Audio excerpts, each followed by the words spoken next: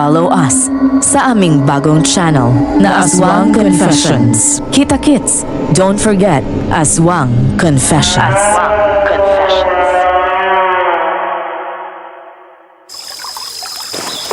Teka, totoo bang buntis ka? Oo. Buntis nga ako. Alam kong hindi natin ito plinano. Pero hindi ko rin naman inaasahan na aabot sa ganito eh. Bakit parang malungkot ka? Isang malaking biyaya ito na pinagkaloob sa atin ng Diyos, no? Akala ko kasi, Na hindi ako matutuwa. Nagpapatawa ka ba, Sandra? Kung alam mo lang kung gaano ako kasaya ngayon. talaga ba Fred? Papanindigan mo ang bata? Hindi ko lang paninindigan ng bata. Papakasalan pa kita. Ano? Hindi ba masyadong biglaan naman yata ang desisyon mo? Baka gusto mong pag-isipan muna itong mabuti. Ano bang kailangan nating pag-isipan? Alam mo, matagal na akong sigurado sa nararamdaman ko sa'yo.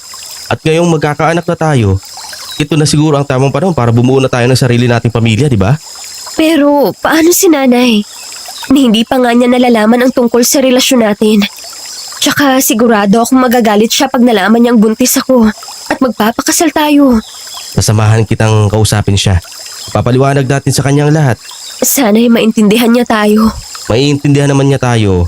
O kahit naman hindi, papanindigan ko pa rin ang bata at pakakasalan kita. Magiging isang buong pamilya tayo.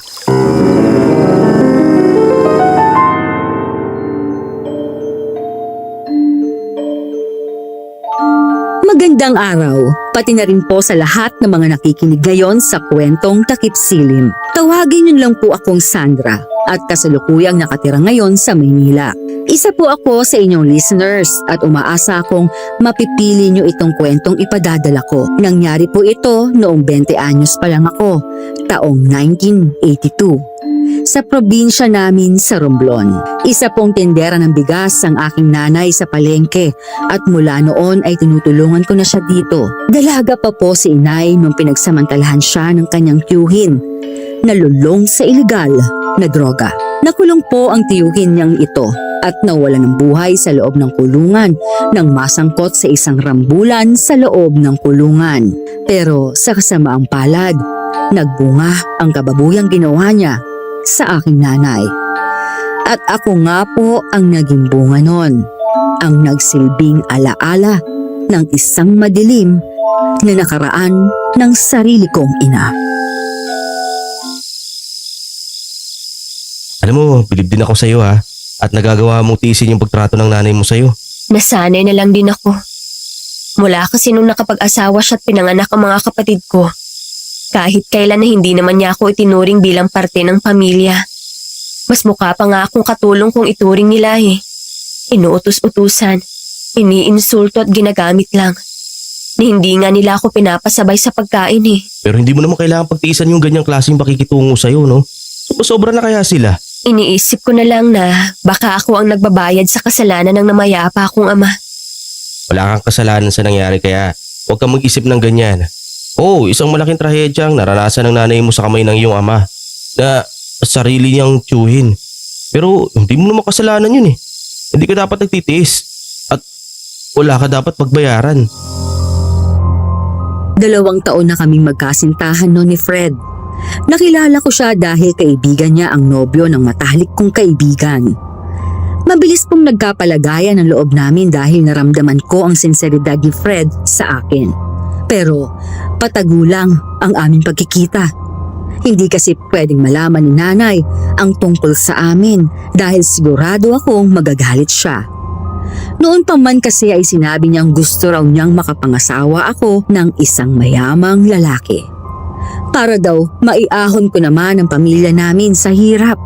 Kaya nung naging magnobyo kami ni Fred ay nagdesisyon kaming itago muna ang relasyon namin. Huwag kang maglala. Sa oras na makasal tayo, hindi mo na kailangan magtiis na kalupitan nila sa'yo. Alam mo, tama ka. Mas mabuti nga kung bumukod na tayo at bumuo ng sarili nating pamilya. Para hindi ko na kailangan pagtiisan ng pamilya ko. Na kahit kailan, ay hindi naman talaga ako tinuring bilang isang kapamilya. Teka, ano yun? Shhh! Dali, huwag kang maingay. May nararamdaman ako. Napansin kong hinawakan ni Fred ang suot niyang medalyon. Hugis araw ito na may kung ano-anong simbolong nakaukit sa loob. Ang sabi niya sa akin noon, isa raw itong agimat. Miyembro kasi si Fred ng mga manunugis ng aswang sa probinsya namin. At ang mismong tatay niya ang leader ng kanilang samahan. Bukod sa mga armas ay gumagamit rin sila ng anting-anting at agimat upang labanan ang mga alagad ng dilim. May aswang ba sa paligid? Oo, may nararamdaman akong presensya ng aswang. Diyos ko, Huwag ka matakot. Hindi ko hahayaang magalaw ka ng aswang. ang anak natin. Di ba gustong-gusto ng mga aswang na yan ang mga batang? Sige na, tama na. Huwag kang matakot, nandito naman ako eh. Diyos ko, Fred. Nakikita mo ba yun? Napakalaking aso naman nun. Hindi pangkaraniwan ang laki nito. Kulay itim at pulang-pula ang mga mata. Hindi lang yan aso. Aswang yan. Ano? Hindi nga siya nagkamali dahil ilang saglit lang ang lumipas ay unti-unting nagbago ang anyo ng aso. Naging isa itong matangkad na lalaki na may matalim at nanlilisik na mga mata. Bumuka ang bibig nito, lumabas ang matatalas na pangil at tumulo pa ang mga laway na parang gutom na gutom. Kasing kulay ng putik ang balat ng aswang at nakakapangilabot namang tingnan ang mahahaba nitong kuko. Aswang nga. Diyos ko. Huwag niyo po kaming pabayaan. Diyan ka lang ha. Huwag kang aalis dyan. Ako na bahala dito. Sige, mag-ingat ka. Malaki naman po ang tiwala ko kay Fred dahil alam kong matagal na siyang nakikipaglaban sa mga aswang. Mula pagkabata ay sinanay na kasi siya ng kanyang ama na si Mang Sebio. Ang alam ko ay pinatay raw ng isang aswang ang nanay ni Fred. Kaya mula noon, ginawa ng misyon sa buhay ni Mang Sebio ang puksain ang lahat ng mga nilalang ng dilim. Hindi ko hahayaang saktan mo ang mag-ina ko. Tignan natin kung hanggang saan ang lakas mo, aswang. Binunot ni Fred ang isang benditadong patalim mula sa kanyang likuran. Alam kong hindi niya ito inihihiwalay sa kanya kahit kailan. At mabuti na lang talaga, nadala niya yon nung gabing yon dahil may nagamit siyang sandata. Buong tapang niyang sinugod ang aswang. Nung una ay nagagawa nitong iwasan ang bawat pag-atake niya. Sa katunayan ay ilang beses pa nga nitong natamaan si Fred. Diyos ko. May sugat na si Fred sa balikat at leeg. Panginoon, huwag niyo po siyang pababayaan. Sa tingin mo siguro magagawa mo akong sindakin. Nampuruan mo lang ako ng ilang beses pero hindi ibig sabihin nun tapos na ang laban. Ang totoo niya, nag-uumpisa pa lang tayo. At yun na nga ang naging hudyat ng sunod-sunod na pagsugod niya sa aswang. Sa pagkakataong ito ay hindi na nagawang umiwas ng halimaw sa bawat pag-atake niya. Hayop kang halimaw ka, tatapusin na kita! Wala nang nagawa ang aswang nang hindi na siya huminto sa pagsaksak dito. Napaluhod ang aswang at tuluyang bumagsak sa lupa, duguan at wala ng buhay. Fred, ayos ka lang ba? Tapos na. Patay na ang aswang. Pero duguan ka. Galos lang to. Malayo naman to sa bituka eh. Anong galos? Ang laki kaya ng mga sugat mo. Halika na nga. Pumunta tayo sa inyo at namagamot yung mga sugat mo. Pagkarating sa bahay ni na Fred ay kaagad siyang inasikaso ng ama niyang si Mang Sebio. Ginamot nito mga sugat niya gamit ang mga halamang ugat.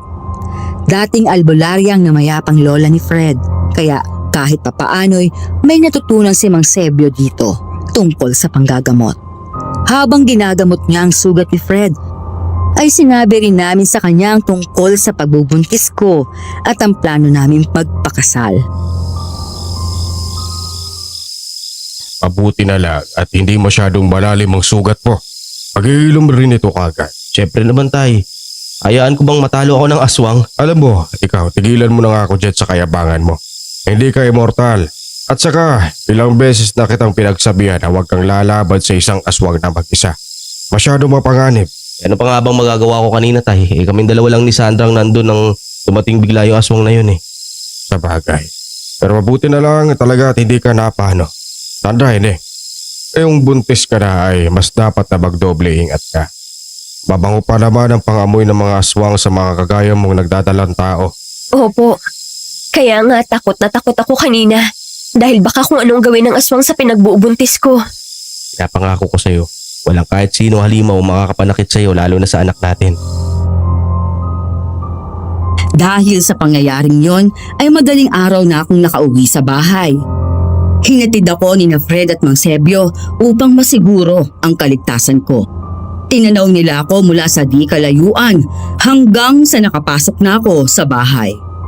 Sa likurang bahagi ng bahay po ako palaging dumadaan sa may kusina dahil malayo ito sa kwarto at walang makakapansin sa akin doon. Pero hindi ko inaasahan ang nangyari nung gabing yun pagkapasok ko sa aking kwarto. Buti naman at naisipan mo pa ring umuwi. Nay, ano pong ginagawa niyo dito? Bakit gising pa po kayo? Hindi ba't ikaw dapat ang tanungin ko niyan? Bakit gising ka pa? At saan ka nang galing, Aber? Kina Celia po. Medyo napasarap lang po ang kwentuhan namin kaya ngayon lang ako nakauwi. Patawad po, Nay. Kailan ka pa natutong tumakas at maglakwatsa, ha? Matagal mo na ba tong ginagawa at ngayon ko lang nalaman? Hindi po. Ay, suwail kang babae ka. Hindi na po mauulit, Nay. Patawarin niyo po ako. Talagang hindi na to dapat maulit pa. Dahil pag ginawa mo pa to, hindi mo na magugustuhan ang ipaparataw kong parusa sa'yo. Pangako po, hindi ko na po uulitin. At siguraduhin mo lang na galing ka talaga sa kaibigan mo. Baka naman may kalandian ka ng lalaki at siya ang dahilan ng pagtatakas mo. Po? Hindi po. Itong tatandaan mo, hindi ka pwedeng makikipagrelasyon sa kahit sino. May plano ko para sa'yo. Ano po yun, Nay? Anong plano po? Imbis na sumagot ay sinamaan lang niya ako ng tingin. Labutan ako ng oras na yun. Alam ko kasi na kung ano man ang pinaplano ni nanay, hindi ko ito magugustuhan. Matulog ka na. Magpahinga ka na lang ng maayos dahil bukas magiging abala tayo. Magkakaroon tayo ng salo-salo para sa aking kaarawan.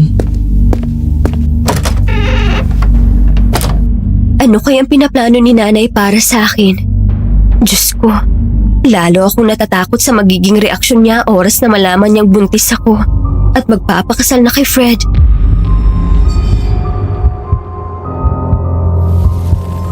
Kabukasan ay nagising ako nang makarinig ng mga ingay sa labas. Pupungas-pungas akong bumangon at lumabas ng kwarto. Otomatikong nawala ang antok ko nang makita ang napakaraming mga kapitbahay na abala sa loob ng bahay namin. May mga naghihiwa ng sahog, may mga nagluluto, ang iba naman ay naglilinis at naglalagay ng mga dekorasyon sa paligid.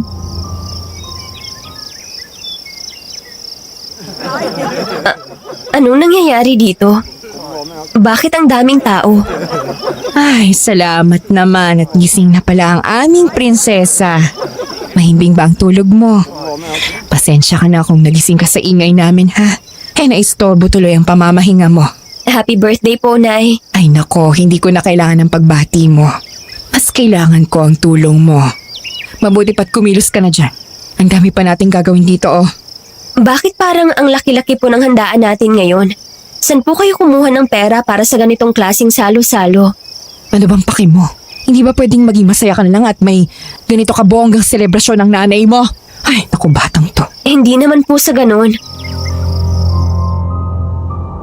Kagaya ng utos ni nanay, tumulong ako sa paghahanda para sa birthday party niya. Naguguluhan pa rin ako kung saan siya kumuha ng pera para magkaroon ng ganong kalaking handaan. Hindi naman po kami mayaman, kaya nakapagtataka talaga. Hindi na lang ako nagtanong ulit kay nanay dahil baka magalit lang siya sa akin. Pinilit ko na lang ituon ang sarili ko sa pagtulong sa paglilinis ng bahay. Pero pagkatapos ng tanghalian ay bigla akong pinahinto ni nanay sa ginagawa ko. Dinala niya ako pabalik ng kwarto ko at sinabihang magpahinga raw muna ako. Pero Nay, hindi pa naman po ako pagod. Tutulong muna po ako sa labas. Nakakahiya naman sa mga kapitbahay natin kung sila ang kumikilos doon. Tapos ako magpapahinga lang dito. Ay nako, hayaan mo na sila. Dapat lang naman talaga na sila ang magtrabaho doon, di ba? Bayad sila sa ginagawa nila. Po? Saan po kayo kumuha ng pambayad sa kanila?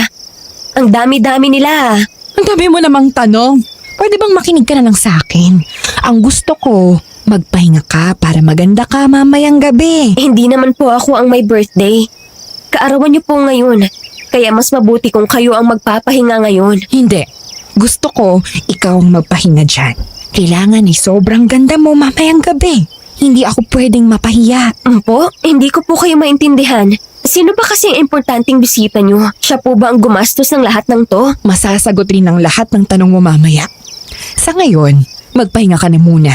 Huwag masyadong maraming tanong na uuwi sa ang pasensya ko sa'yo. Hindi na niya ako pinagsalitang muli at kaagad na siyang lumabas ng kwarto. Naiwan po akong mag-isa na nagtataka at nag-aalala. Humiga na lang ako at pinilit na pakalmahin ang sarili ko. Nanalangin ako na sana'y maging maayos ang lahat para sa akin. Hindi nagtagal ay hinila na ako ng antok. Siguro dahil nagdadalang tao, kaya ganun na lang ako kagaling nakatulog. Bandang 5:00 ng hapon nang magising ako. Napansin ko na mas maingay na sa labas. Malakas ang tugtog na sinabayan pa ng tawanan ng mga bisita. Sumilip ako sa bintana at nagulat nang makita kong gaano karami ang bisita. Parang lahat yata ng tao sa baryo namin ay naroon. Mabuti at gising ka na. Nay, ang dami po pala nating bisita. Oo, inimbitahan ko silang lahat. Pati yung mga chismosa sa palengke, inimbitahan ko na rin. Tingnan natin kung magagawa pa nila tayong maliitin. O ito, isuot mo to. May iniabot siyang maliit na box sa akin at pagkabukas ko noon ay nakita kong isang puting bestida na hanggang tuhod ang haba. Simple lang itong tingnan, pero kung hahawakan mo ay malalaman mo kaagad na gawa ito sa isang mamahaling tela. Tatanungin ko sana siya kung paano siya nakabili ng ganong klaseng damit, pero alam kong hindi rin naman niya ako sasagutin kaya nanahimik na lang ako. Isuot mo to ha? Tsaka ayusan mo yung sarili mo. Mag-makeup ka naman dyan. Maglagay ka ng konting kolorete sa mukha mo para naman hindi ka masyadong maputla. Opo, Nay. Tandaan mo, ang gusto ko, maganda ka mamayang gabi paglabas mo. Nagkakaintindihan ba tayo? Opo. Magaling. Kahit nagtataka at hindi ko maintindihan ang gustong mangyari ni nanay, sinunod ko pa rin ang utos niya. Sinuot ko ang binigay niyang damit, nagsuklay ako at naglagay ng kaunting make-up sa mukha ko.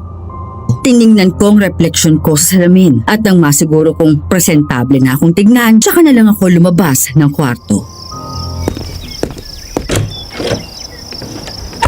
Sandra, Fred, anong ginagawa mo rito? buong baryo yata natin ang inimbitahan ng nanay mo eh. Siyempre, kinuha ko na rin yung pagkakataon to para makita ka. Masaya ako na narito ka. Ang ganda-ganda mo.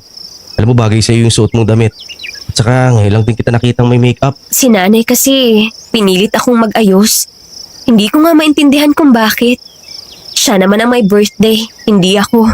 Kaya mo na, baka gusto lang niyang mas magandang tignan sa harapan ng mga bisita. Siguro nga. Kailangan nga palang kausapin natin ng nanay mo tungkol sa plano natin pagpapakasal, no? Pagkatapos ng birthday niya, kakausapin na natin siya. Hindi na rin kasi ako mapakali na may ganitong kalaking lihim akong itinatago sa kanya. Naiintindihan ko. Oy, Sandra, anong ginagawa mo dyan? Halika na nga dito, hinihintay ka na ng mga bisita natin. Nay, Happy birthday po, Aling Delia. Salamat. Oh, Sandra, ano pang tinutunganga mo dyan? Halika na. opo. Hinawakan ako ni nanay sa braso at hinila palayo. Nilingon ko naman si Fred at binigyan ng mapagpaumanhing ngiti. Alam ko naman na naiintindihan niya ako dahil hinitian niya ako pabalik. Bakit ka nakikipag-usap sa lalaking yon? Pinopormahan ka ba nun? Nay naman, Hindi na ako nakapagsalita pagkatapos niyang sabihin yon. Pero mas lalo lang akong kinabahan at nagdalawang isip kung sasabihin ko ba sa kanya ang totoo. Bago pa man ako makapag-isip, ay nakalabas na kami ng bahay. Dumiretso kami sa isang mahabang mesa na nakaharap sa lahat ng mga bisita. Nakaupo doon ang pamilya ko at ang isang lalaki na hindi ko kilala. Sa tingin ko ay mas matanda siya sa akin ng ilang taon. Hindi ko maitatanggi na matipuno siya at may itsura. Matangkad siya at halatang may lahing banyaga. Unang tingin pa lang ay malalaman mo kaagad na mamahalin ang suot niyang puting polo, itim na pantalon at itim ring sapato. Ngumiti siya nang makita kami ni nanay. Tumayo siya at sinalubong kami. Anak, gusto kong ipakilala sa'yo ang importante nating bisita. Ito si Sir Joaquin. Sir, ito ang aking anak, si Sandra. Sandra, sa wakas, nakilala rin kita. ikinagagala ko pong makilala kayo. Inabot niya ang kanang kamay ko at hinalikan nito. Ngumiti ng sobrang lapad si nanay habang ako namay nakaramdam ng pagkailang. Tumingin ako sa paligid at napansing nakatingin sa amin ang mga bisita na parang kinikilig. Pero nakatuon ang atensyon ko kay Fred na nakatayo sa isang gilid at hindi ko mabasa ang kanyang ekspresyon. Nag-alala ko sa nararamdaman niya kaya mabilis kong binawi ang kamay ko mula sa pagkakahawak ni Sir Joaquin. Umayos ka.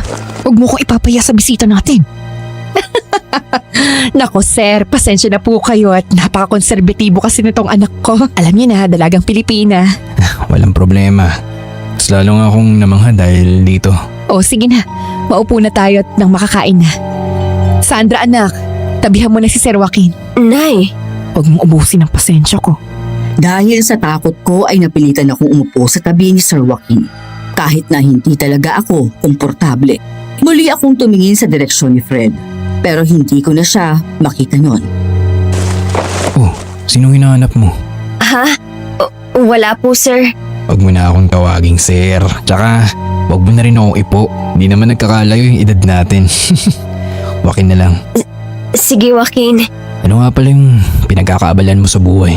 tumutulong ako sa pagtitinda sa palengke. Masyado kang maganda para manatili lang sa palengke. Hindi na babagay ang ganda mo dun. Salamat. Pero wala naman yan sa itsura. Marangal na trabaho naman kasi ang pagtitinda. Masaya ako na nakakatulong ako kay nanay.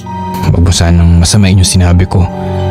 Wala akong ibang intensyon doon. Ang gusto ko lang sabihin, mas bagay sa'yo na mabuhay prinsesa ka. Hindi naman kami mayaman. Kaya kong ibigay sa'yo ang marangyang buhay na nararapat para sa magandang dilag na katulad mo. Anong ibig mong sabihin? Hindi niya nagawang sumagot dahil nag-umpisa ng kumanta ng happy birthday ang mga bisita. Tuwang-tuwa naman si nanay sa nakukuhang atensyon mula sa mga tao. Ang laki pa ng ngiti niya habang hinihipa ng kandila at pinapalakpakan ng mga tao. Maraming salamat sa inyong lahat sa pagpunta dito para ipagdiwang ang aking kaarawan. Malaking bagay ito para sa akin, lalo na itong unang beses kong magkaroon ng malaking pagsasalo o handaan. Mas espesyal rin ang araw na to dahil sa aking espesyal na bisita na si Sir Joaquin. Maraming salamat po sa lahat-lahat. Walang anuman po, Aling Delia. Masaya ako na napasaya ko kayo sa inyong kaarawan. Oh, narinig niyo yon?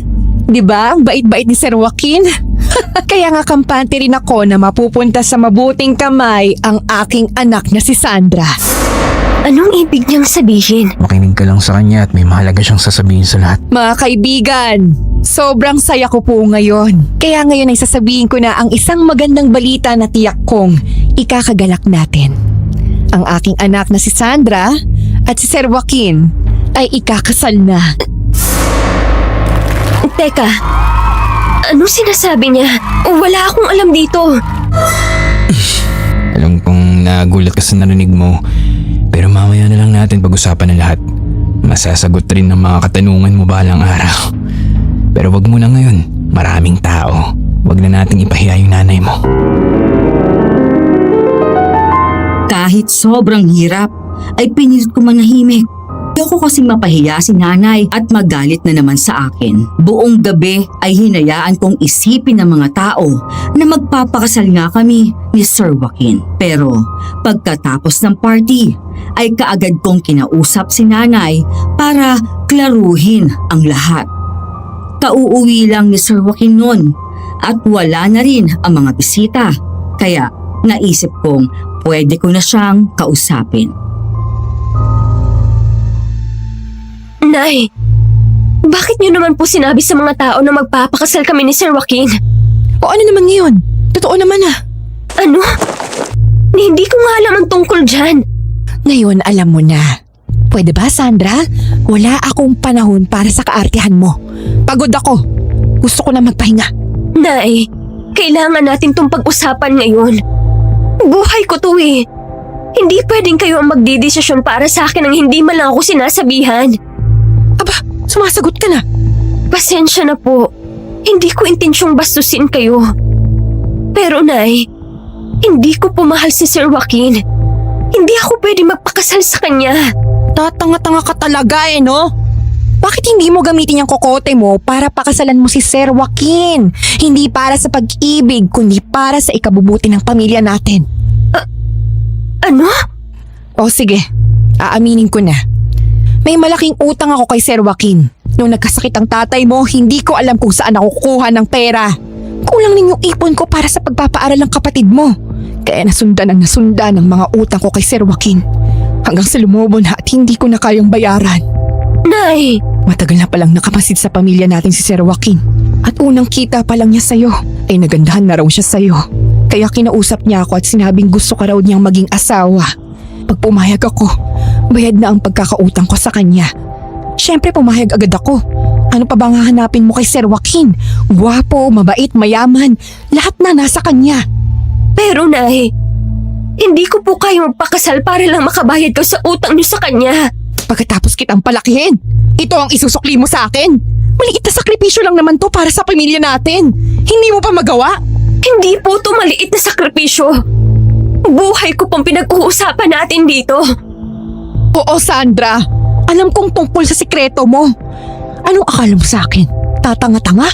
Matagal ko nang alam na hindi lang ako nagsasalita dahil alam kong hindi rin naman magtatagal ang relasyon ninyo. At ngayon ay dumating na nga ang panahon para tapusin ko na ang kaibangan mo. Nay, maawa kayo. Huwag niyo noon po itong gawin sa akin. Naging mabuting anak naman po ako sa inyo. Huwag niyo naman po akong gawing pangbayad utang. Siguro sa ngayon ay nahihirapan ng makitid mong utak na intindihin ang desisyon ko. Pero balang araw, Sandra, pasasalamatan mo ko dahil pinilit kitang pakasalan si Sir Joaquin. Ito ang makakabuti para sa'yo at sa pamilya natin. Kaya huwag ka nang kumontra. Nakatakda na ang lahat. Wala ka nang magagawa para baguhin ito. Wala na akong nagawa para kumbinsihin si nanay na itigil ang kasunduan nila ni Sir Joaquin. Alam ko kasi nabuo na ang pasya niya. Kaya pumasok na lang ako sa kwarto ko at umiyak. Hinintay ko na maging tahimik ang buong kabahayan at nang masiguro kong tulog na silang lahat ay muli akong tumakas palabas ng bahay. Diyos ko, gabayan niyo po ako. Gusto ko lang makalayo sa amin at puntahan si Fred. Kailangan naming mag-usap. Alam kong nasaktan siya sa mga nangyari kanina. Mahalaga sa aking malaman niya na hindi ko alam ang tungkol sa plano ni nanay. At wala akong planong sundin siya. Umabog ang dibdib ko habang naglalakad sa madilim na daan patungo sa kubo ni na Fred. Nagsisi ako na lumabas ako ng bahay ng ganong oras. Paano kung may mangyaring masama sa akin? Pero hindi ko na kasi kayang ipagpabukas pa ang pag-uusap namin ni Fred. Kaya naman, sa kabila ng takot ay pinilit kong patatagin ang loob ko. Ayan, nakikita ko na ang kubo nila. Konti na lang at mararating ko na to. Ah! Aswang! Tulong! Tulungan niyo ako! Napahinto ako sa paglalakad nang biglang may humarang sa akin na isang nakakatakot na nilalang. Kulay itim ang buong katawan nito. Nanlilisik ang mga mata. Mahaba ang kuko at matalim ang mga pangil. Napaatras ako sa takot, lalo pa nung nakita kong tumulo ang laway ng aswang habang nakatingin sa sinapupunan ko.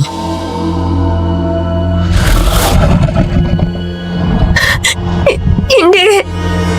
Huwag ang anak ko! Hindi mo pwedeng saktan ang anak ko! Maawa ka! Wala akong nakitang konting awa sa mukha ng aswang. Akmang susugurin na ako nito nang walang pag-atubili. Pero bigla itong napahinto ng biglang. Layuan mo siya! Fred! Nabuhayan ako ng loob nang makita si Fred na kasama si Mang Sebio. Agad nilang sinugod ang aswang gamit ang dala nilang punyal at buntot pagi. Bagaman malakas ang aswang, ay nahirapan itong labanan ang dalawa, lalo pat pareho silang sanay sa pakikipaglaban sa mga aswang. Mag-iingat kayo!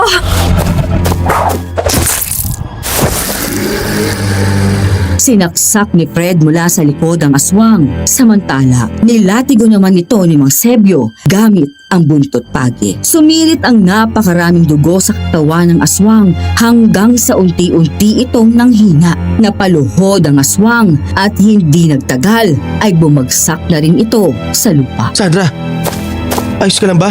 Oo, ayos lang ako. Natakot lang ako sa biglaang paglabas ng aswang. Akala ko talaga katapusan ko na. Mabuti na lang at dumating kayo. Pupunta dapat kami sa inyo dahil nag-aalala ako eh. Habang naglalakad kami, naabutan ka namin sinusugod ng aswang kaya mabilis kami umaksyon ng tatay ko para iligtas ka. Hindi ko hahayaan na may mangyaring masama sa'yo at sa magiging unang apo ko. Unang apo ko yan eh. Ay talaga, masyadong excited. Maraming salamat po. Pagkatapos ng engkwentrong yon sa aswang, ay dumiretso na kami sa kubo nila para mag-usap. Uminom sila ng kape at ako naman ay pinagtimpla nila ng gatas. Klinaro ko rin agad kay Fred ang lahat dahil ayokong isipin niya na may kinalaman ako sa mga plano ni nanay. Grabe talaga yan si Delia. Pati ikaw na sarili niyang anak, handa niyang isakripisyo para lang sa pera. Sobrang kasakiman naman talaga yan, oo. Tutol po ako sa gusto niyang mangyari. Ni hindi ko nga kilala ang Joaquin na yun. Kagabi lang kami nagkita. At isa pa, nagdadalang tao na ako. At plano na naming magpakasal ni Fred. Aminin ko nasaktan ako nung narinig kong inanunsyo na ng nanay mo. Pero hindi ako naniniwala sa kanya. Dahil ang alam ko naman, hindi mo yun magagawa sa akin. Kapag nagmamahalan tayo. Masaya ako malaman na hindi mo siya pinaniwalaan. Tama ka. Hindi ko magagawa yun sa'yo. Hinding-hindi kita pagtataksilan. Kaya nga nandito ako eh. Ayoko nang bumalik sa amin, Fred. Gusto kong makipagtanan sa'yo. Ano? Amo? Sandra, hindi madali ang bagay na sinasabi mo. Wala na po akong ibang maisip na paraan. Kilala ko si nanay at alam kong wala akong magagawa para baguhin ang isip niya. Hindi. Alam ko mahirap ang sitwasyon natin ngayon pero gagawin natin yung tama. Pero paano? Bukas na bukas, kakausapin natin ang nanay mo. Sasabihin natin sa kanyang lahat. Papaintindi natin sa kanyang sitwasyon. Maninindigan tayo. Alam ko na, sasabihin ko sa kanila na buntis ako. Siguro naman aayawan na ako ni Joaquin pag nalaman niyang nagdadalang tao na ako. Hinatid ako ni na Fred at Mang Sebio pa uwi. Niyakap ako ni Fred bago ako pumasok sa bahay. Sa totoo lang, kinakabahan pa ako nung oras na yon. Desidido kaming manindigan sa desisyon namin. Pero hindi ko alam kung ano ang maaaring gawin ni nanay. Pati si Joaquin, natatakot rin ako sa magiging reaksyon niya. Nakatatak na sa isip niya na pakakasalan ko siya bilang pambayad utang. Paano kung magalit siya pag nalaman niyang buntis ako? Dahan-dahan akong pumasok sa bahay at siniguradong hindi ako makakalikha ng kahit kaunting ingay. Kalkulado ang bawat galaw ko. Pero napahinto ako sa aking naabutan sa may sala. Mabuti naman at naparito ka na. Nay, bakit po gising pa kayo? Joaquin, anong ginagawa mo dito? Akala ko nakauwi ka na. Hayop ka talagang babae ka? Nay, Saan ka na naman ang galing? Sa lalaki mo? Hindi ka ba nahihiya sa sarili mo? Alam mong ikakasal ka na, nagawa mo pang makipaglandian pa sa ibang lalaki. Aling Delia, tama na po yan. Hindi niyo po kailangan saktan si Sandra. Sigurado naman po akong kaya niyang ipaliwanag ang lahat. Ano pang kailangan niya ipaliwanag? Mas maliwanag pa sa sikat ng araw na galing siya sa hampas lupa niyang nobyo. Nagmamahalan kami ni Fred. Hayop ka? Ang landi mo talaga. Nay, tama na. Maawa naman po kayo sa akin. Sakit ka talaga sa ulo ko, Sandra, kahit kailan. Ako? Sakit sa ulo? Wala naman akong ibang ginawa kundi sundin ang utos niyo Buong buhay ko tiniis ko ang malamig yung pakikitungo sa akin. Hinayaan ko kayong tratuhin ako na parang isang katulong. Pero sa pagkakataong to, hindi ko na po kayo pwedeng hayaang diktahan ako. Aba, marunong ka na talagang sumagot ha? Bastos kang babae ka? Sinusumbatan mo ba ako sa mga nagawa ko para sa pamilyang to? Kulang pa! Kulang pa ang kabayaran ng lahat ng yon sa pagbuhay ko sa'yo. Kung tutuusin, pwedeng-pwede kitang ipalaglag noon Pero hindi ko ginawa. Kaya utang mo sa akin ang buhay mo. At tama lang na sundin mo ang utos ko. Ipapakasal kita kay Sir Joaquin. Buntis ako. Si Fred ang ama. Ano? Susuguri na naman sana ako ni nanay para sampalin. Pero mabilis siyang pinigilan ni Joaquin. Nakapagtataka. Nakalmado lang ito at parabang hindi man lang naaapektuhan ang sabihin kong buntis ako. Parang natuwa pa ito sa nalaman.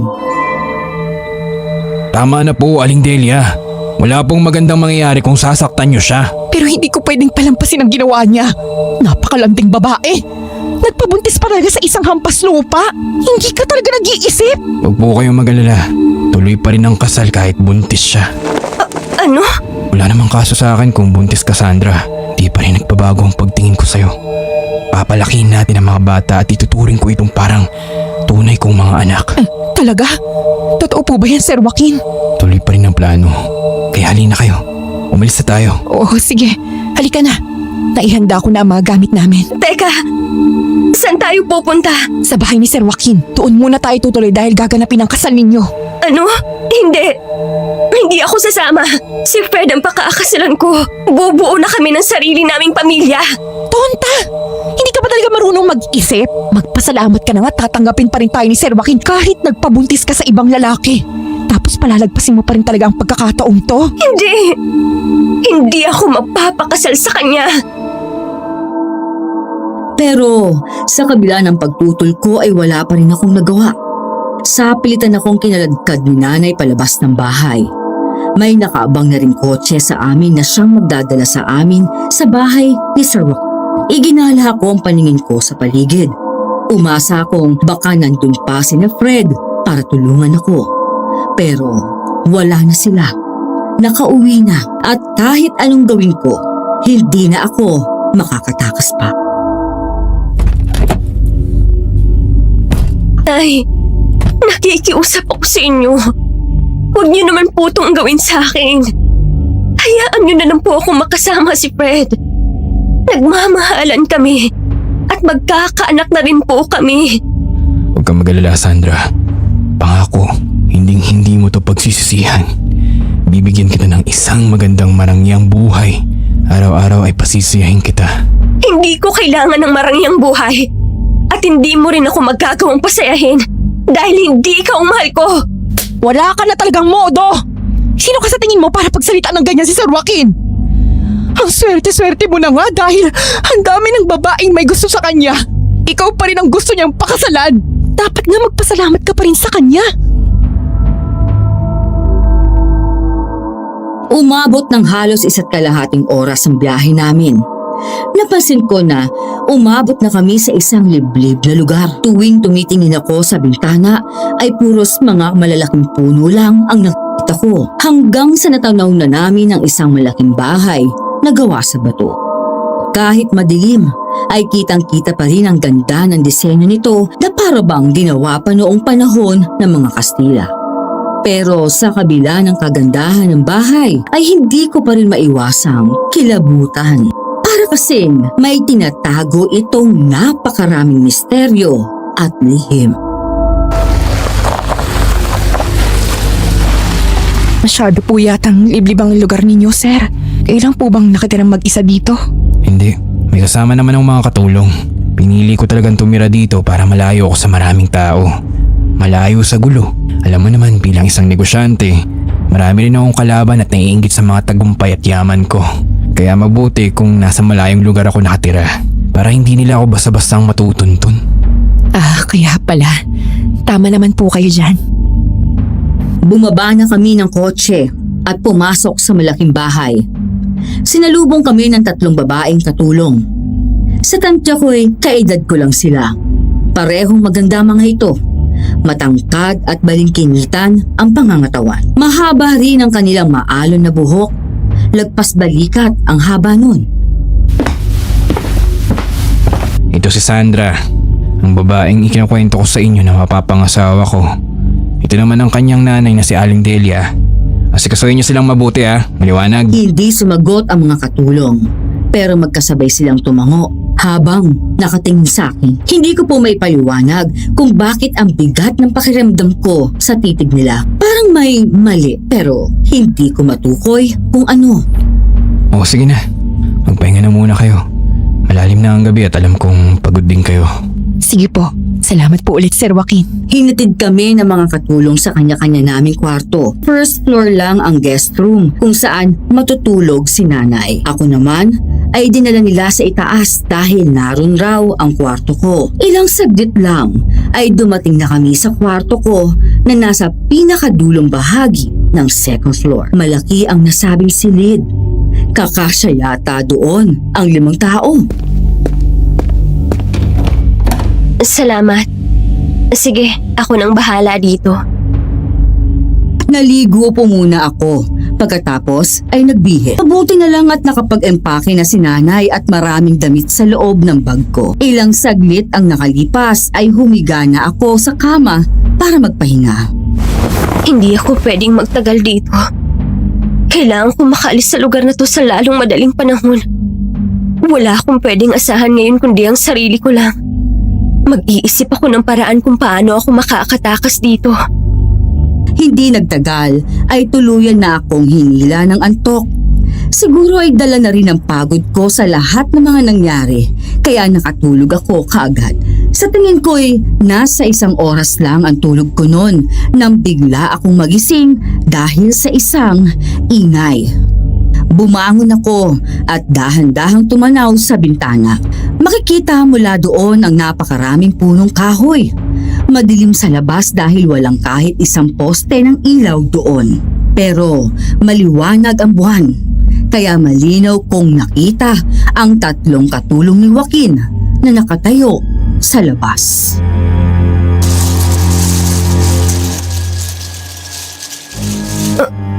Ano yun? Anong ginagawa nila dyan? Gabing-gabi na.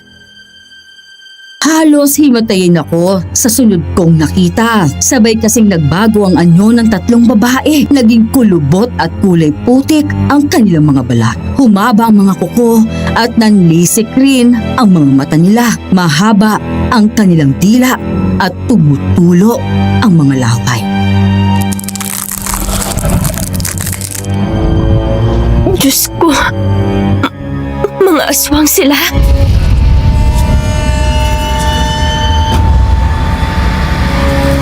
Nagtinginan ng 3 aswang at sabay na tumakbo patungo sa madilim na kagubatan. Naging alerto naman ako sa kabila ng nararamdaman kong takot nung oras na yon.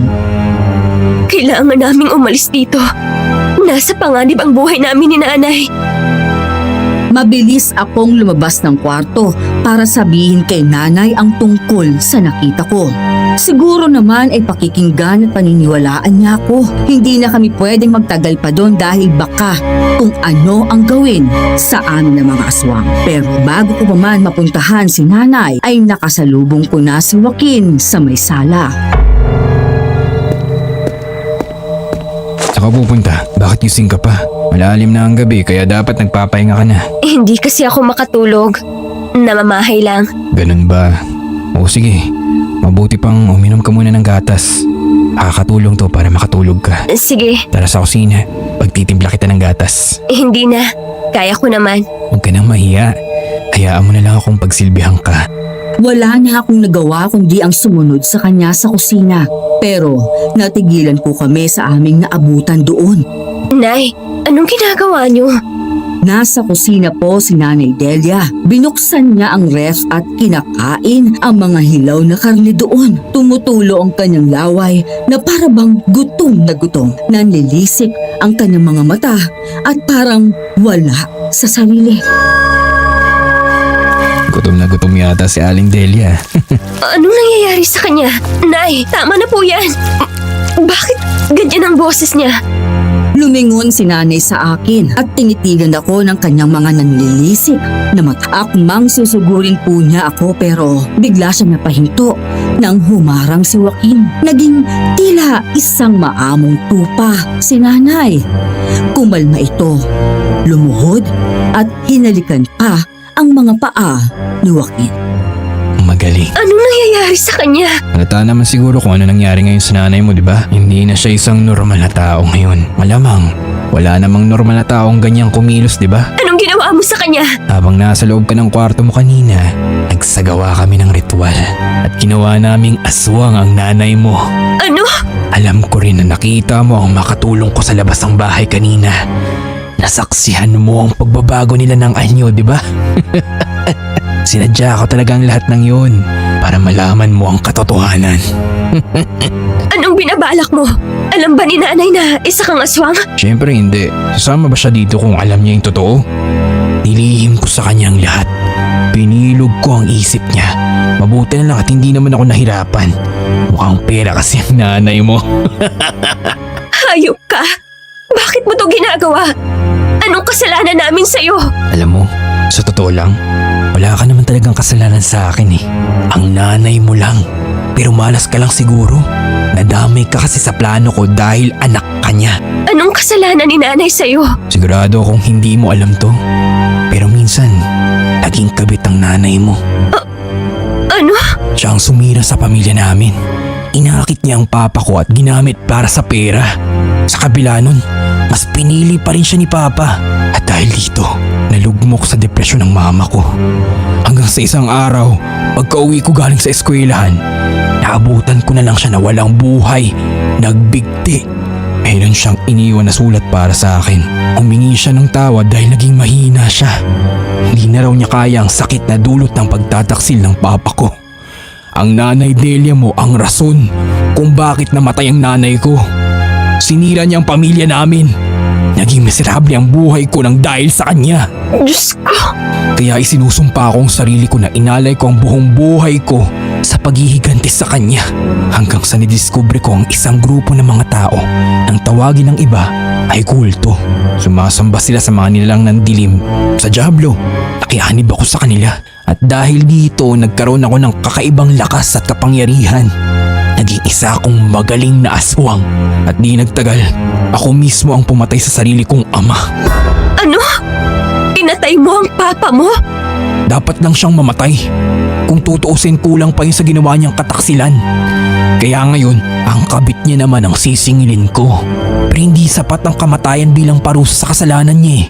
Kaya ginawa ko rin siyang aswang ngayon at kontrolado ko siya sa aking kapangyarihan.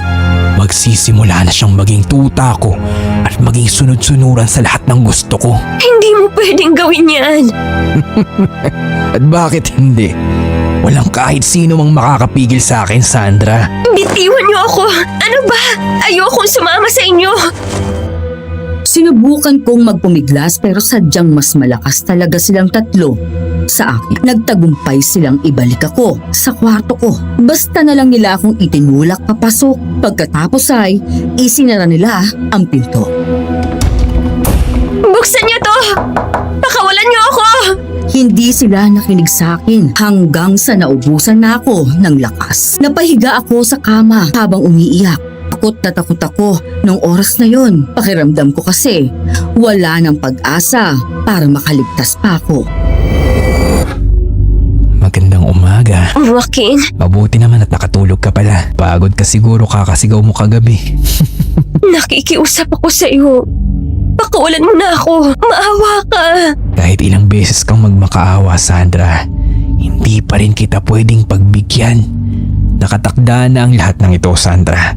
sa ayaw at gusto mo. Pero, Mangyayari ang nakatakda. O ito, pinalhan pala kita ng pagkain para magagahan ka na. Kailangan mo magpalakas para sa seremonyas mamayang gabi. anong seremonyas? Ang pag-iisang dibdib natin. Hindi ako magpapakasal sa isang halimaw na katulad mo. Kagaya nga ng sinabi ko, mangyayari ang nakatakda. Inilapag niya sa maliit na mesang katabi ng kama ang dala niyang pagkain. Pagkatapos ay tinalikuran niya na ako. Sinubukan ko siyang habulin para pakiusapan pero hindi ko na siya naabutan. Pabilis na kasi siyang nakalabas ng kwarto. Pinagmasdan ko ang iniwan niyang pagkain para sa akin. Bagaman gutom na ako, hindi ko pa rin yun kinain. Kailangan kong mag-ingat dahil hindi ko alam kung ano ang inilagay niya sa pagkain ko. Baka parte rin ito ng madilim niyang plano. Dahil sa gutom ay nakaramdam ako ng panghihina. Humiga na lang ako ulit sa kama at nagdasal. Diyos ko, tulungan niyo po ako. Nawawalan na ako ng pag-asa na makakaligtas pa ako dito. Pero alam kong walang imposible sa inyo. Sana po iligtas niyo ako mula sa mga nilalang ng dilim. Sandra, nandito na ako. Fred, Shh! Huwag kang maingay. Baka mamaya may makarinig sa'yo eh. Nabuhayan ako ng pag-asa at nagmamadaling bumangon nang makita ko si Fred sa may bintana. Kaagad akong lumapit sa kanya at sinabi ko sa kanya ang lahat ng nalalaman ko. Oo, alam ko. Sa totoo lang, matagal nang pinagsususpetsahan ng grupo namin ang waki na yon. Hindi ko lang masabi sa'yo dahil ayaw ko mag-alala ka eh. Pero ngayon, nakumpirma na namin na isa siyang aswang. Wala pa kagabi, sinusundan na namin kayo. anong gagawin natin? Fred, ayoko maikasal kay Joaquin. Gusto ko nang makaalis dito. Huwag ka mag-alala. Kasama ko si tatay pati na rin ang lahat ng mga kapwa namin manunugis ng aswang sa lugar natin. Sige na, narito kami para iligtas ka. Salamat. Huwag ka na matakot ha. Handa kami makipagpatayan sa aswang na yon kung kinakailangan. Kagaya ng pinangako ko sa'yo. Hindi ko hahayaan na may mangyaring masama sa'yo lalo na sa magiging anak natin. Kinagabihan ay biglang pumasok sa kwarto ko ang 3 katulong. May mga ngiti sa kanilang mga labi na parabang masayang-masaya sila. Dala ng isa sa kanila ang isang puting trahe de boda na parabang kumikinang sa liwanag ng buwan na dumaan sa bintana. Hindi. Ayoko. Maawa kayo sa akin. Hindi sila nakinig sa akin. Ni wala akong mabasang ekspresyon sa kanilang mga mukha. Mistula akong nakikipag-usap sa mga estatwa. Agad nilang inilatag ang damit sa ibabaw ng kama. Sa likod ng mga mata nila ay may nakita akong kakaibang sigla. Hindi ako pwedeng magpakasal kay Joaquin. Hindi ko siya mahal. At hindi ako magpapakasal sa isang halimaw. Sa sinabi kong yun ay sabay silang tumitig sa akin ng matalim. Pero pinagpatuloy pa rin nila ang kanilang ginagawa. Kinuha nila ang aking mga braso. Sinubukan ko manlaban pero sa huli ay wala pa rin akong nagawa. Ilang saglit lang ay tuluyan na nilang naisuot sa akin ang trahe de boda. Tapos na ba kayo? Nay, Napakaganda mo, anak.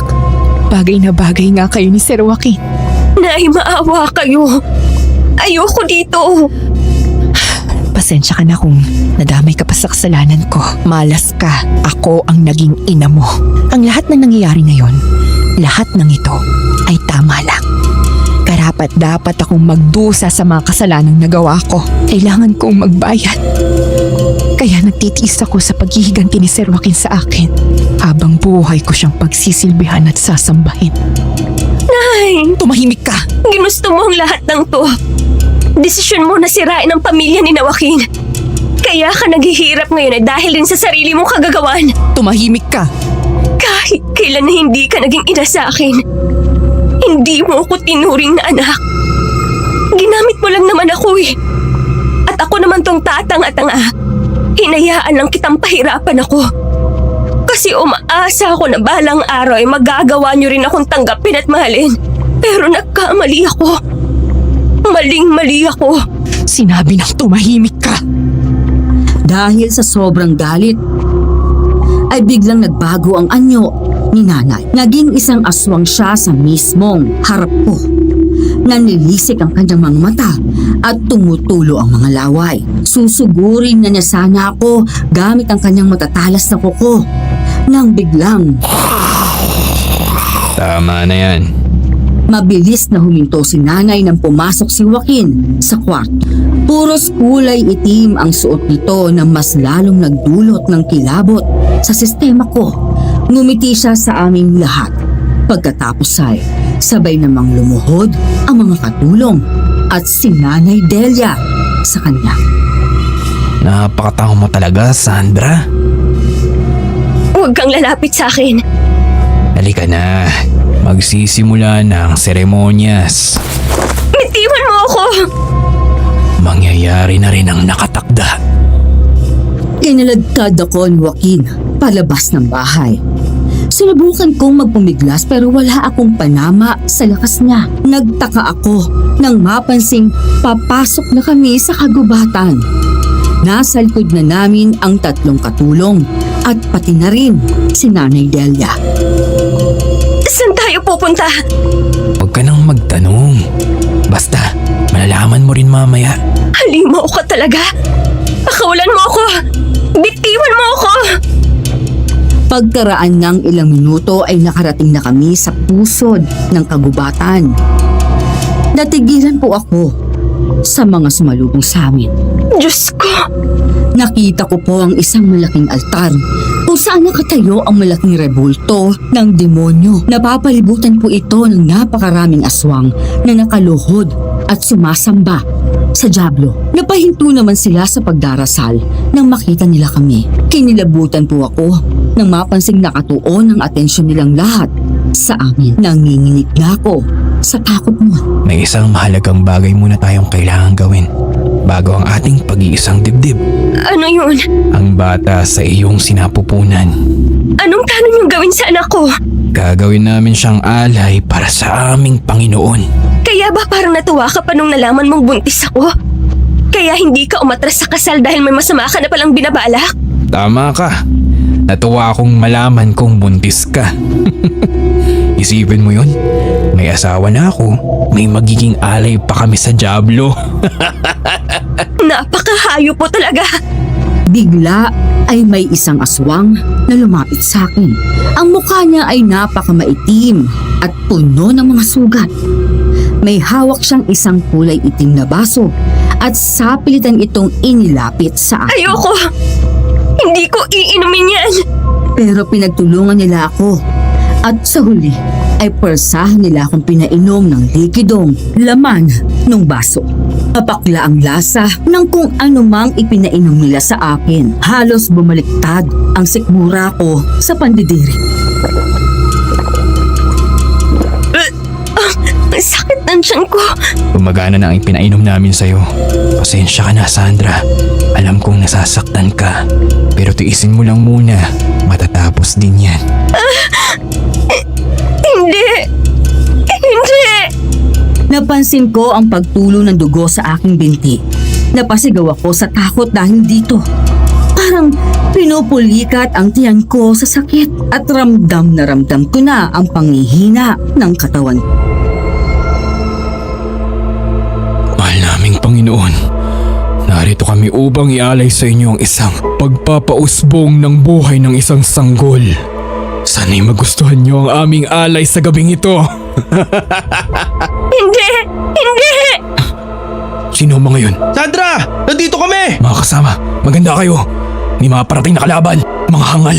Akala ba nila magagawa nila kaming talunin? Katapusan niyo na. Diyan ka nagkakamali. Narinig ko ang mga yabag ng mga manunugis na aswang at papalapit yon sa amin. Puno ng determinasyon ang boses nila at kita po sa kanilang itsura ang tapang. Pinangunahan ni na Fred at Mang Sebio ang grupo at sa bawat paghakbang nila ay nararamdaman ko ang tensyon sa hangin. Handa na ba kayong mga kasama? Tapusin na natin ang kasabahan ng aswang na to. Wala tayong ititira sa kanila. Kaagad na umalerto ang mga aswang at hindi na nagsayang pa ng oras para sugurin sina Fred. Nagtalo na ng mga aswang, naghuhumiyaw sa galit at kita sa kanilang mga muka ang pagkagutom.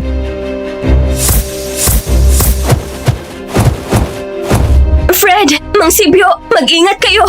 Sarapan mga kasama! Agapan natin sila! Nag-aapoy na labanan ang nasaksihan ko sa gabing yun. Ang akala ko ay hindi posibleng mangyari ang ganung bagay sa totoong buhay. Pero nasaksihan ko mismo ito sa harapan ko. Sumugod ang grupo ni na Fred. Dalang kanilang mga sibat, patalim at buntot pagi. Narinig kong mga sigaw at tunog ng mga katawan na nagbanggaan.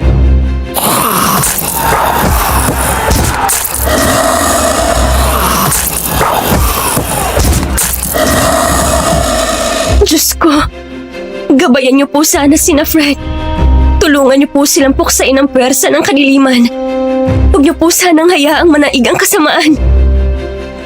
Nakita ko si Fred sa malayo na nakikipaglaban kay Joaquin. Binundol ako ng kaba dahil alam kong hindi basta aswang ang kalaban niya. Ang katawan ni Joaquin ay nagliwanag sa ilalim ng buwan. Nakita ko kung paano nagbago ang kanyang anyo at naging isang nakakapangilabot na halimaw. Diyan ka nagkakamali. Hindi mo ako matatalo, hangal! Tignan natin ngayon kung hanggang saan ang tapang mo. Magkasabay nilang sinugod ang isa't isa. Sobrang lakas ni Joaquin. Kaagad niyang nasugatan ang kanang braso ni Fred gamit ang matalim niyang kuko. Hayop ka! Huwag na huwag mong susubukan ang lakas ko! Hindi ako magpapatalo sa iyo, aswang! Imbes na payanghinaan ng loob si Fred, ay parang mas umigting pa ang galit niya sa aswang. Muli nilang sinugod ang isa't isa. Sa pagkakataong ito, ay nagawa na niyang iwasan ang bawat pag-atake ng halimaw. Nagawa pa niya itong tadyakan na naging dahilan para tumilapon ito sa lupa. Walang lugar ang isang demonyong kagaya mo sa mundong ito! Kagaya ng inaasahan, walang planong magpatalo si Joaquin. Muli siyang tumayo at sinugod na naman si Fred. Mabuti na lang at mabilis niya itong naiwasan. At ang hindi na paghandaan ng aswang ay ang biglang pagsaksak ni Fred sa kaliwang bahagi ng baywang nito. Hayop ka! Hindi ako basta-basta magpapatalo sa isang alagad ng dilim na kagaya mo. Ito ang katapusan mo, Joaquin! Hayop ka! Hindi ang isang katulad mo ang magpapatumba sa amin! Muli silang naglaban. Sa pagkakataong ito ay mas lalong lumiksi ang kanilang mga kilos. Nagawa nilang iwasan ang pag-atake ng bawat isa. Pabilis na pabilis ang kanilang galaw. Parehong ayaw magpaawat at magpatalo. Pero pagkaraan ng ilang saglit ay napansin kong unti-unti nang napapagod si Joaquin. Kinuha ni Fred ang pagkakataong ito para muling tadyakan ng sobrang lakas ang aswang. Tapusin na natin ang laban na to! Nang matumba sa lupa si Joaquin ay hindi na siya hinayaan pang makatayo ni Fred. Mabilis siyang sumugod dito at pinakawalan ang kanyang sibat. Tumama ang sibat sa mismong dibdib ni Joaquin. Sumirit ang napakaraming dugo. Napasigaw naman ito sa sakit hanggang sa unti-unting nanghina. Umagos ang dugo nito sa lupa at tuluyan na rin itong binunutan ng hininga. Wala na siya. Diyos ko, maraming salamat po. Anak, nagsitakbuhan ang mga natitirang aswang. Marami sa kanila ay napas lang na natin. Siguro napagtanto nilang hindi na nila tayo kayang labanan pa. Si Nanay, Ikinalulungkot ko sana. Pero isa siya sa mga aswang na napas lang ng mga kasamahan namin. Diyos ko. Alam kong sa kabila ng kasamaan niya ay mahalaga pa rin siya sa iyo.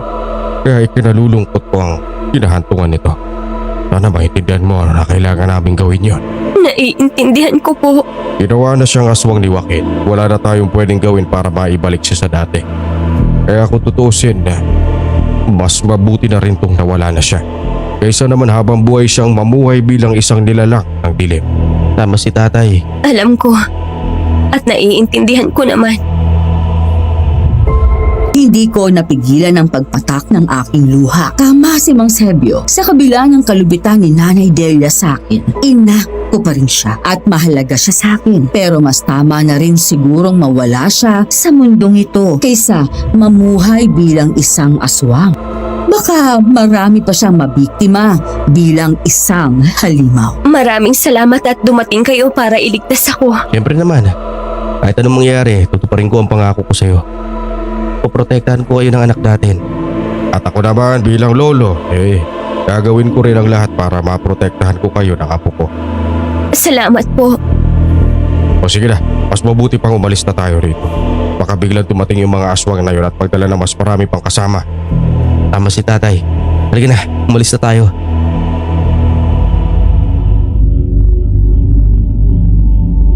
Kaagad na rin kaming umalis para makaalis sa lugar na yon. Habang naglalakad ay muli ko na namang naramdaman ang kirot sa tiyan ko.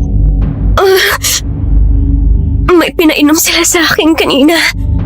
Nag-aalala ako na baka mapano ang anak natin. Tay, anong gagawin natin? May kilala akong makakatulong sa kanya. Isang magaling na albularyo at hindi ganong kalayo ang tinitira niya rito. Halika, bilisan natin. Mabuti na lang at may dala pala silang pick-up na sasakyan na siyang ginamit namin para mabilis na makapunta sa albularyo. Inabot rin ng halos 10 minuto ang biyahe namin at sa pagkakataong yan ay hinang-hina na ako. Malapit na tayo, kumapit ka lang. Hindi ko na kaya.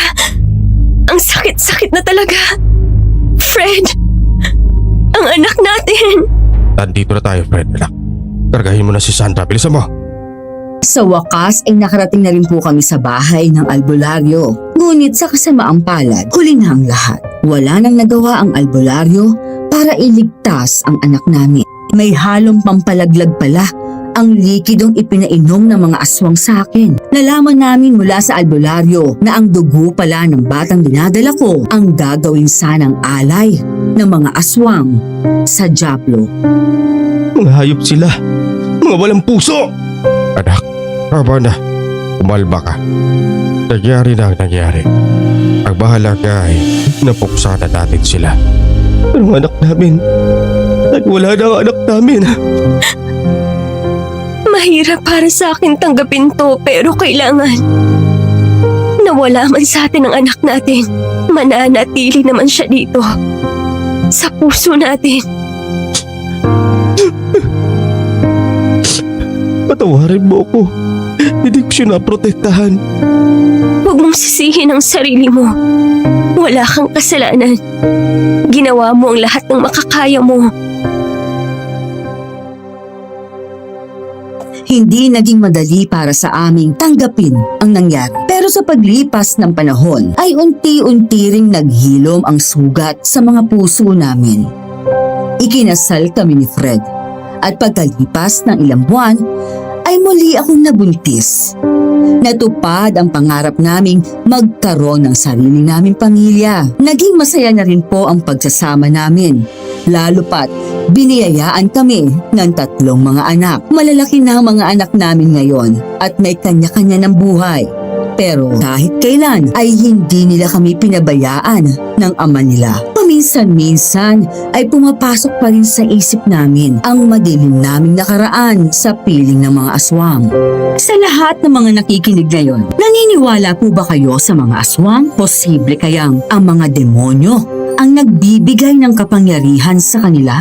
At sa opinyon ninyo, mas tama nga ba na nawala ang nanay ko kaysa habang buhay siyang mamuhay bilang isang halimaw?